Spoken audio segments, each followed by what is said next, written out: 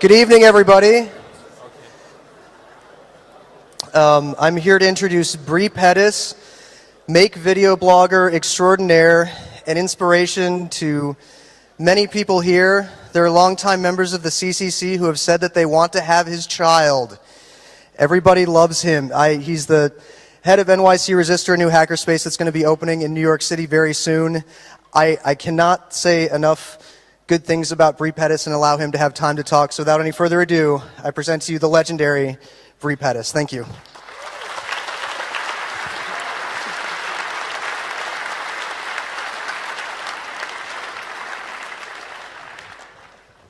Let's start with audio-visual issues.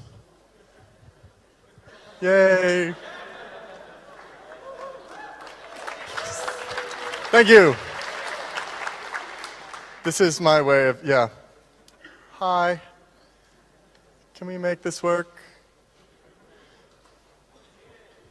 More mate.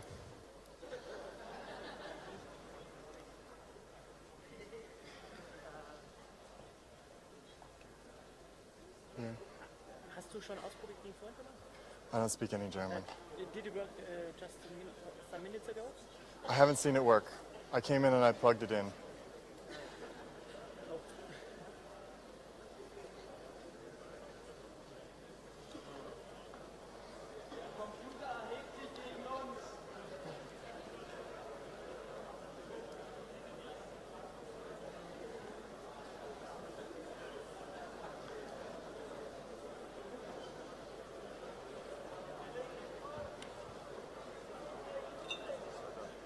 Yay!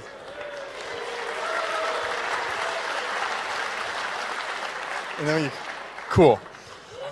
Again, let's give a huge round of applause for all the technical people who make shit happen.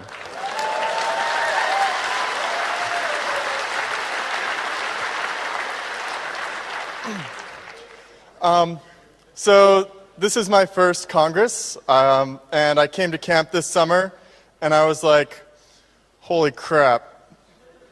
When the world goes to hell, I want to be with these people.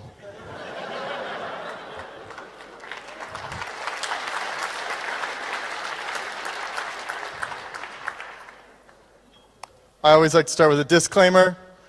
I'm not an expert at this. I just thought, I always think about these things, and I thought it might be helpful to some people, and if not, it would help me get organized. So,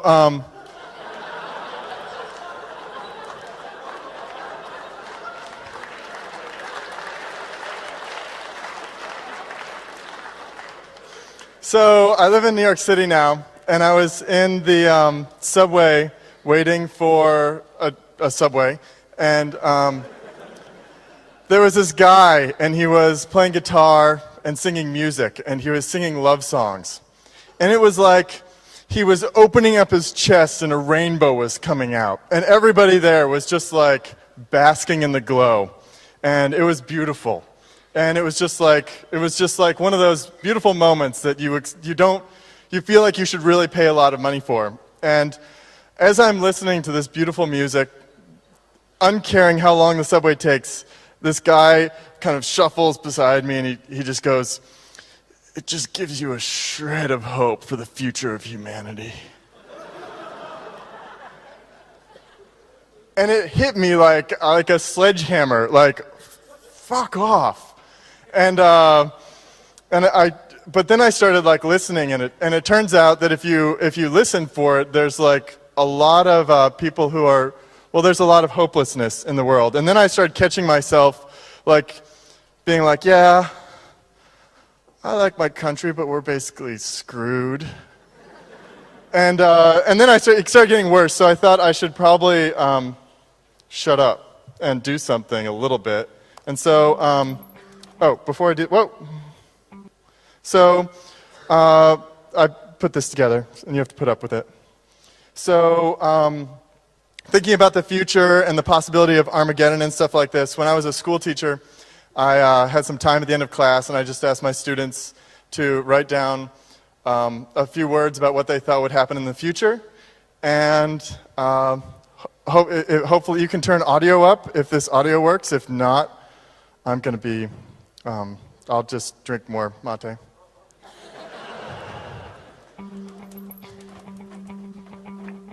That can go a lot louder. Awesome. In the future, the world will be a better place. In the future, I wish everybody will be rich. In the future, there will be more voice-activated stuff. Can you hear that at all? In the future, there will be dolphin buffaloes. In the future, houses will float in the sky. In the future, we'll be able to talk to aliens. In the future, there will be a cure for AIDS. In the future, we will live on the moon. In the future, we will have cars that run on water. In the future, everything will be technology. In the future, we will have jetpacks. In the future, everyone will drive submarines. In the future, we will be able to travel through time. In the future, the sun will be red. In the future, they will have flying cars. Sweet. In the future, doctors will find a cure for breast cancer. In the future, there will be big underwater cities. In the future, they'll bring the dodo bird back to life. In the future, the earth will blow up. In the future, things will be snowy. Forever.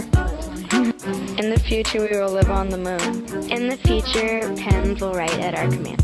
In the future, I will die. In the future, dinosaurs will replace our pets. In the future, we'll have World War III. In the future, there will be flying cars. In the future, something will happen.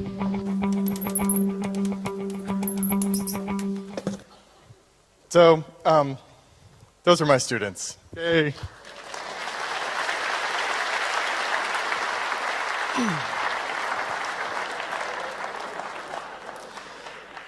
So the thing I like about that video is that I didn't expect to know what was going to happen, and there was some really like the smart asses who were like, I'm going to die. And there were the people who were like, I'd really like if there was a cure for breast cancer. And then there were, kids who were kind of being silly and realistic at the same time, saying like, let's bring the dodo bird back to life.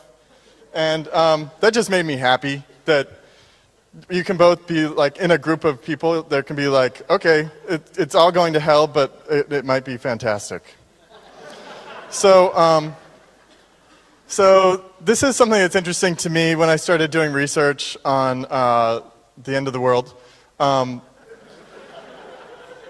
There's this idea where like it used to be that you would like things would change by generation. You'd be like, yeah, in that generation, they had just gotten TVs, and now in this generation, we've got VHS. And that would take like a generation to get from like TV to VHS. But then like, you notice we went from like VHS to laser discs to, DVDs and now HD, and now we just bypass all that and BitTorrent it. And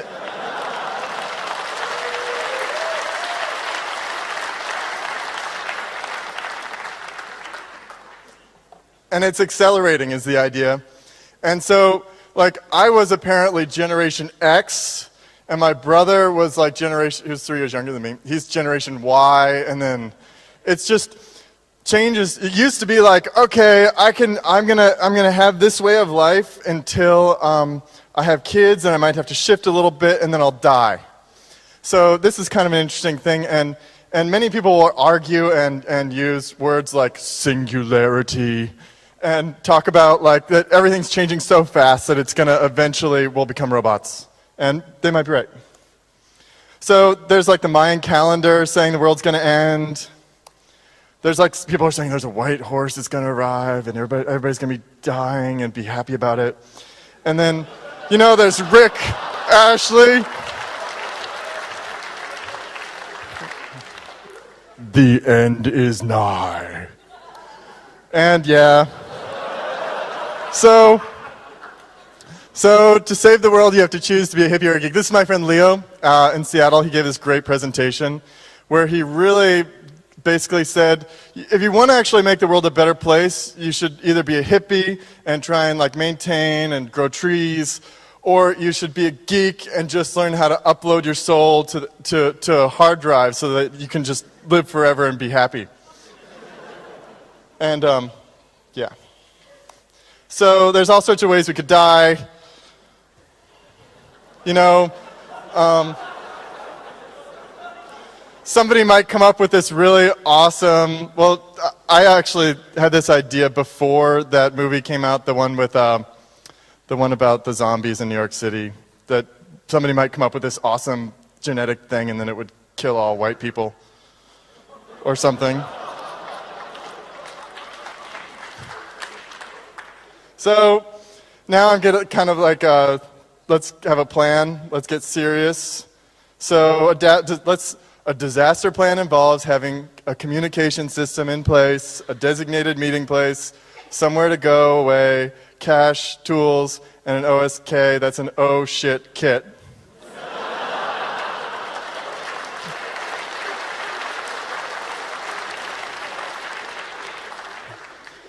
And I bought DIYsurvival.org for fun and set up a wiki, and well, I don't think it's really the best way to aggregate information. You should just have friends.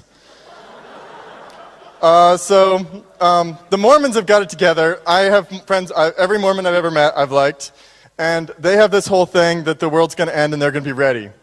And so this is an online calculator that you can put in for, they're also like, well, we need, you know, they have like organizations set up so that you can be like ready, and there's like, okay, you're going to get so many cans and you need to cycle through them. They're really organized, and I like that you can basically say how many people are in your family, and it tells you for just 2 people you need 600 pounds of grain. What's that? Oh, for a year. So then there's Sean Bonner's approach.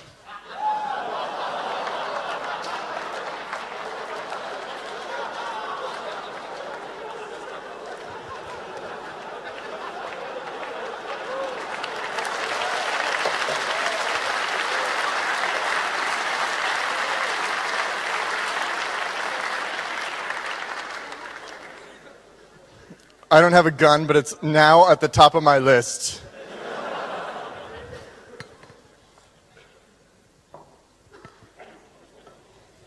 Okay. So I found this guy, Trebuchet03, who did an Instructable on how to get ready for a hurricane. He's like, don't be stupid, trim your trees, don't park under them, and like, also don't trim your trees like the day before the hurricane, because those are all like things that are gonna go through your windows.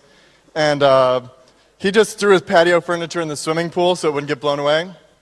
And he said, stay home, because everybody goes out sightseeing afterwards and dies. And then buy your plywood in advance so you don't get stuck buying the crappy crap, and get all your bits and stuff in advance. And then he said, buy beer and condoms.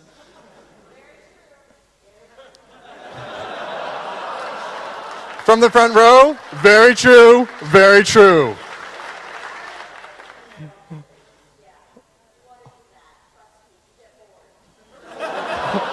She said, you want to do that? Trust me, you get bored. So I'm from Seattle before I lived in New York, and so I've been in a few earthquakes. And an earthquake, being in an earthquake with 30 screaming children is awesome. It started happening, and we were all kind of like, does that mean it's lunch? And then, so, like, literally a second or two into it, a kid goes, it's an earthquake. And I went, get under the desks now. And they were all like, whoosh. Best instruction I've ever given, quickest response.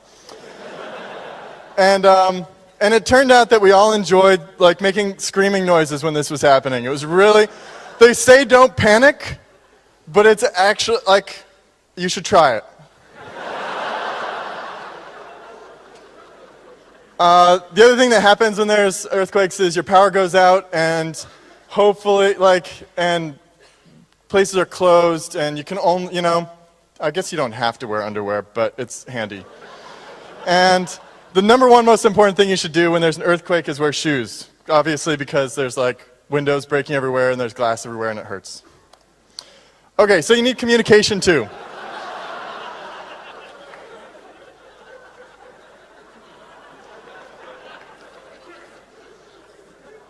So, one of the themes for me of our time here is this idea of security through obscurity. Like with if you saw the steam-powered telex machine, they're shutting that network down in January, and we're setting up a network to use it then too. So I like the idea that okay, they're shutting it down, nobody's paying attention, yeah, let's use that. So another thing, well, it's actually used quite a bit.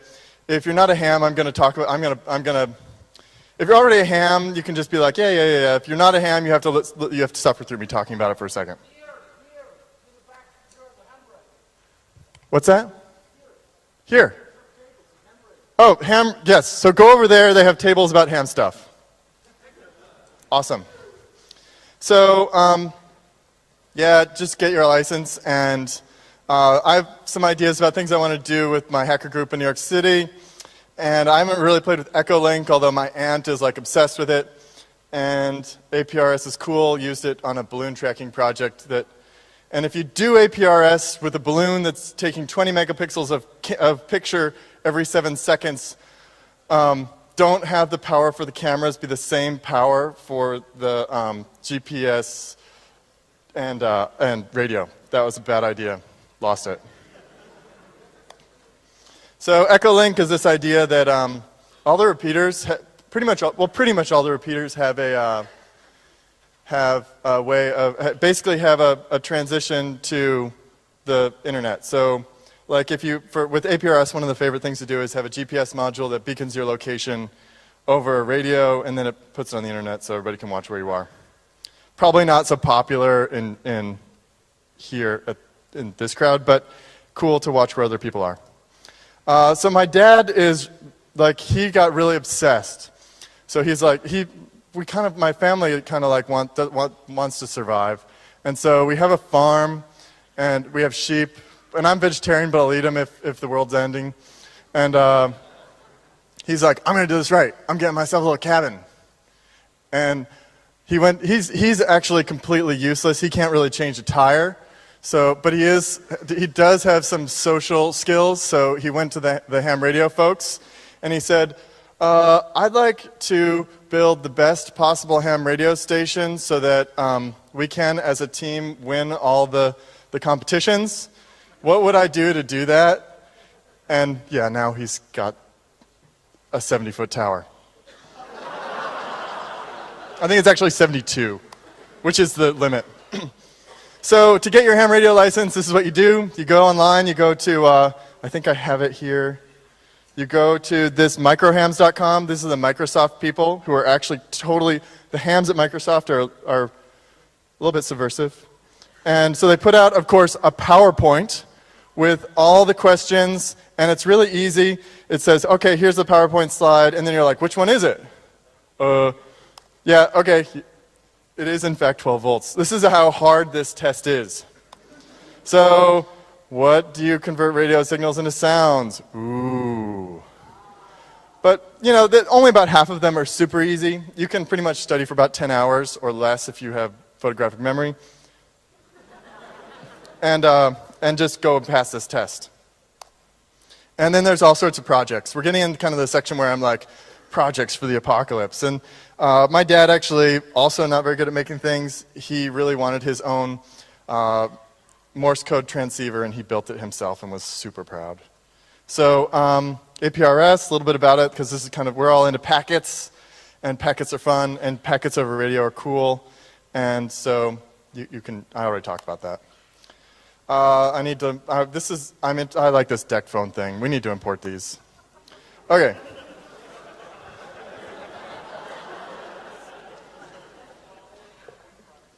Okay, yeah.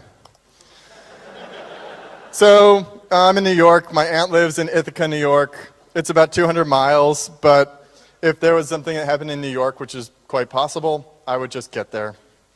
Alternately, I'd go to Bermuda. You can build a sailboat in your apartment, apparently.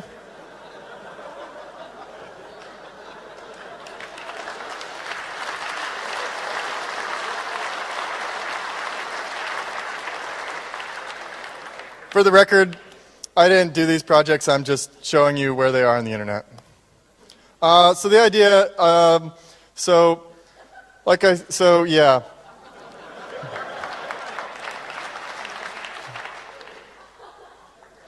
So you're going to need someplace to stay. This is a really cool thing called an Atlas Ropa Sender. And the first version of this, I didn't find a picture of it, but the first version actually just has an 18-volt DeWalt drill. And there's some sort of mechanism there that basically you just attach it onto a line and it pulls you up. I want one. I mean, I need it for the end of the world. Okay, you can do this too. I gotta say, you have to bring in better, like mats.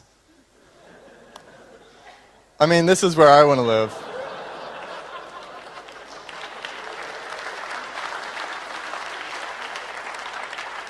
The Death Star Treehouse. So you need food.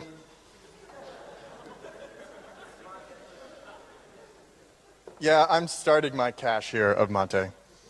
This is actually a major problem we have in the States. I'm actually got plans to reverse engineer mate because you can't have a hacker group and not have mate. Where? You have my full attention.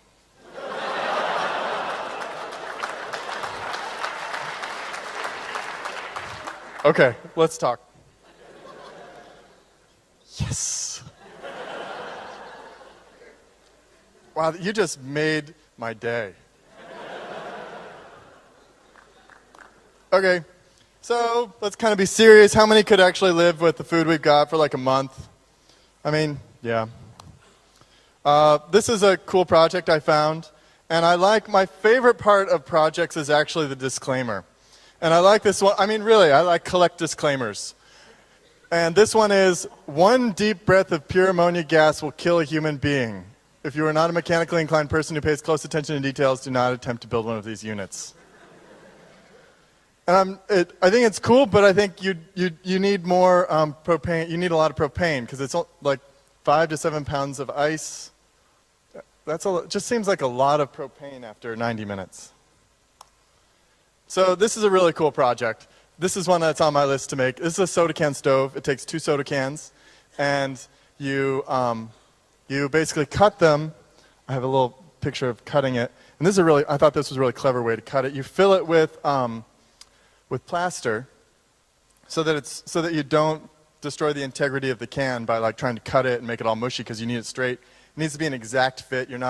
Because it heats up really hot. You could use JB Weld, I guess, but most people just get it really tight so it fits really well, and it just takes like denatured alcohol or something in there. And it turns out that backpackers, this is better than anything you can spend $300 on. And I like that it's on the Church of Genius wallpaper there. Okay, so this is another project for making a little fishing reel. I think that's a good idea. You need water, and so this is somebody who is in a developing country, and he came up with this idea that he's kind of distributing. This is how you can do this, and what he's done is he got a bunch of clay, and he let it dry out, and then he pulverized it, and then he mixed it with coffee grounds, and then he added water to it and made a little cup out of it, and then fired it over manure. And it made this, clay pot. And then when it was fired, it like incinerated the coffee, and somehow that makes it basically a really great strainer. And I think that's handy. You can also do this cool thing with a water still. And the thing is, what you do is, yeah. I've heard that actually Germans, there's some program that aired with somebody who has a mustache, and they did this program about all the things you can do with pee. I need to see this. Anyway, right. So this is just a water still. You just have a piece of plastic over a bucket, and you can put like mud in it or whatever you want, and the water evaporates, gets on the plastic, and then it drips down into the cup. You can also do this by digging a hole and basically doing the same thing without the bowl, with just like that. And if you use black plastic, it's a little bit faster, I think. This is another one. I don't know how I added that drop shadow, but I think it's cool. And this is, steam pressure pot. And interesting thing about this is I did some research on, this is a distiller, and it turns out like moonshiners in the States, we had prohibition for a while, so all these people made their own alcohol. And one of the things that moonshiners would do is they'd distill the alcohol like 4 times, and when they would always test it on their dogs, and if their dogs went blind, that was bad.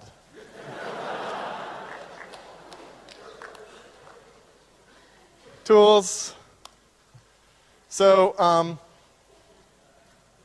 my friend Melvin made this insanely cool business card. I'm sure you've seen it. It's on the internet. It's basically a lockpick set as a business card. And I need a set of bump keys at some point, and then, it's always helpful to just have a bolt cutter. So this guy made a bow for $20. I think that's cool. So I had to have something about eating in here, and so I decided if I was in the forest, I would want to catch rabbits. In the States, this is actually really rare that you would eat rabbits. I had a friend growing up who actually had a rabbit farm, and he would make his own rabbits and kill them and eat them because he liked that. But it's actually really rare. I hear actually that you eat it here pretty regularly, but now you don't have to pay for it.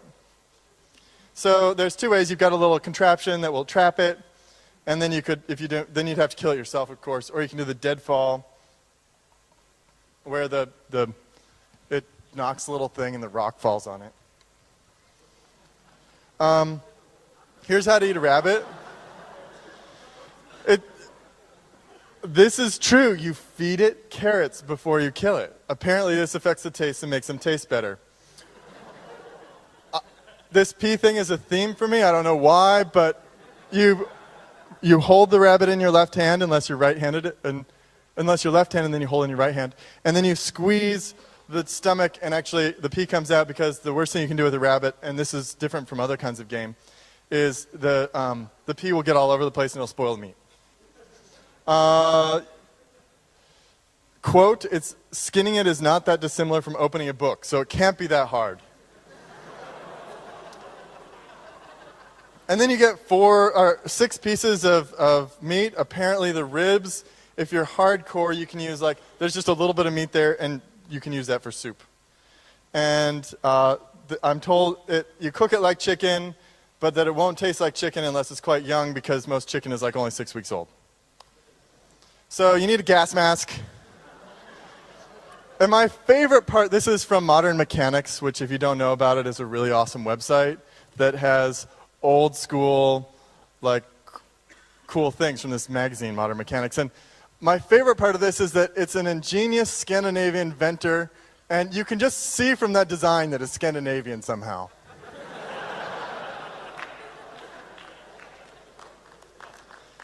So there's this guy named Jake who's got the Steampunk Workshop. He isn't by chance here, is he? That would be really cool. Okay. Okay, cool. He's got a really cool site too, and he made this. He was getting tired. If he just had to use some spray paint, he has his whole rebreather set up, and he just wanted to be able to stick something in his mouth and be able to do it and then be done. And so he made this little scuba respirator. He also made this insanely cool respirator, and this is using an automotive air filter, and then he's got a little fan and batteries in there. So I want one. What about the internets? This is actually, you're going to be disappointed because I don't have that much for you, but this is my biggest fear. What if I can't Twitter that it's the end of the world?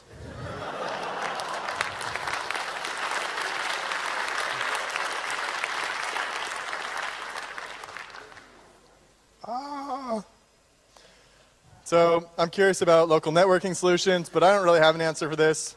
I think it's theoretically, it seems like, if we were all in a room together and the internet ceased to exist, I feel like we could still work something out.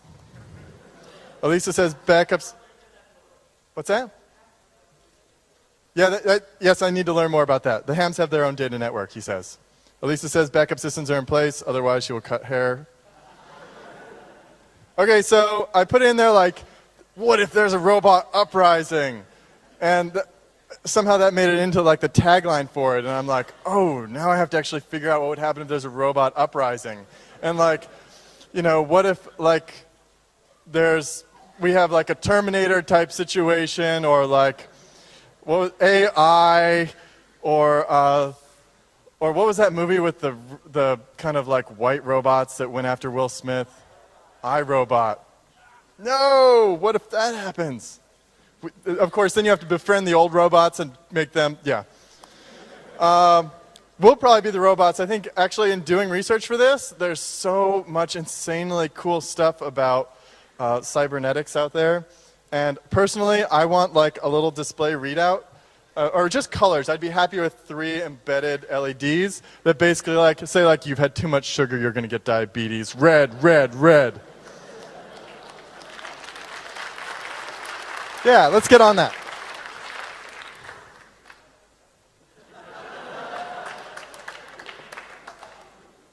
Okay, so I think the first thing to do is just take them apart. If you have young people in your life, just get them screwdrivers instantly. Yeah, really. And then make them take apart your VHS machine. And then your DVD machine. And so this is a project that I guess came out of here, actually. This little pocket EMP. It's you take a disposable camera, and you take a piece of wire, and instead of shooting all that electricity to the flash, it shoots it to the wire that's wound up. And this creates an electromagnetic burst. And so if you don't want your friends to be able to get into work anymore and they have low frequency RFID tags, it doesn't work on the high frequency ones, you can just pop this, they won't even, yeah, you just pop it over their card and it won't work anymore. Or you could put it over a robot and they would cease to function. Yeah, yeah. So one of the interesting things about searching, so this is a model of how an EMP works. So really interesting. So I'm looking for like, one of the ways you can make an EMP is with a microwave, and it works, and it's pretty powerful. And there was this like 14-year-old kid who was like, Mom, can I make an EMP out of our old microwave? And the mom was like, yeah, sure, honey. Yeah. And so he did, and it caused some problems. You know him. Oh. Okay, that's so cool. So, in doing this research, I realized one of the things that you see a lot of is that a lot of what comes up are all these technical specifications for military use. And it turns out that in a worst case situation, like, this is almost worse than the internet's not working, would be like if all of a sudden somebody went down the street with giant EMPs and I mean, what if somebody came by with an EMP and like blasted the hell out of this building? That would suck. So we need Faraday cages.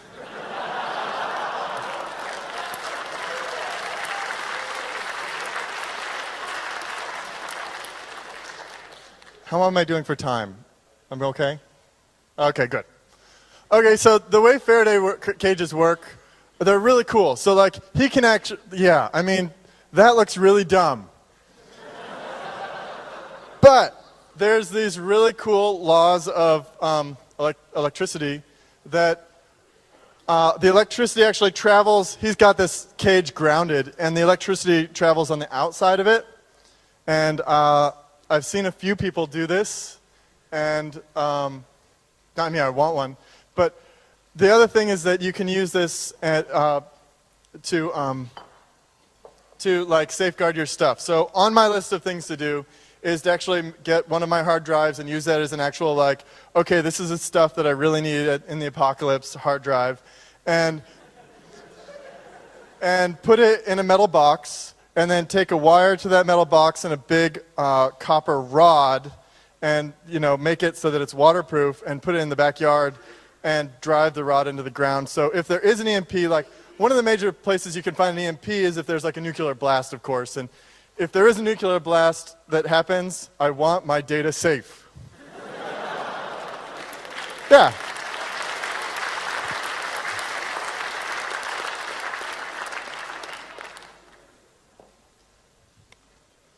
Okay.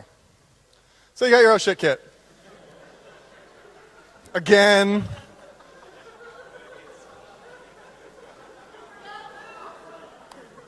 Okay, so I feel like that was more I wanted to say about Faraday cages, except they're really cool. So you can just research that if you like. So things I want to make but really don't know how. So this is kind of like my wish list of things I should have put on this, but so I want a better way than ham radio to stay in touch, or I want to get actually the ham radio thing working, and I want it to be easier, like kind of like the way, I don't know, yeah. I really, so night vision, totally possible. I guess you can just use a flashlight, but it's not green. I guess you could have a green flashlight, but yeah. So social engineering skills, I've heard, I got a recommendation to read this Pretext book, which is a CIA book. I just actually need more practice.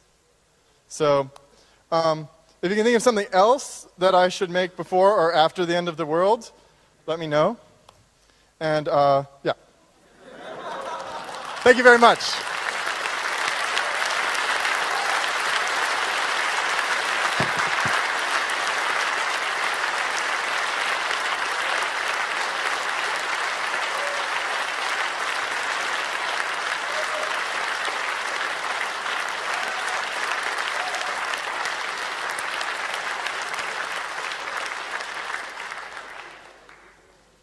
I don't know if there's really any questions you can ask me, but if you ask them, I'll say words afterwards.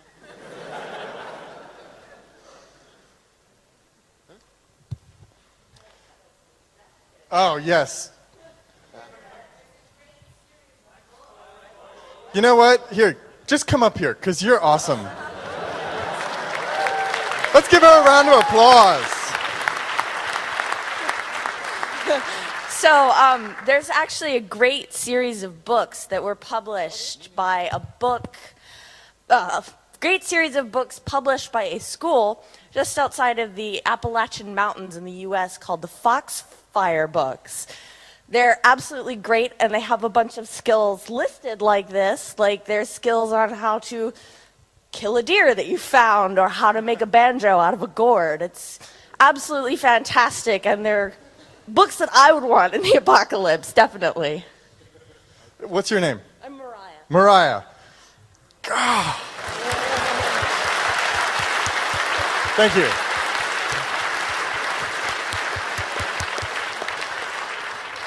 Interesting history on the Foxfire books. They were started by this teacher who went to go teach in the mountains, and they gave him these books to teach the kids, and the kids were like, shut up.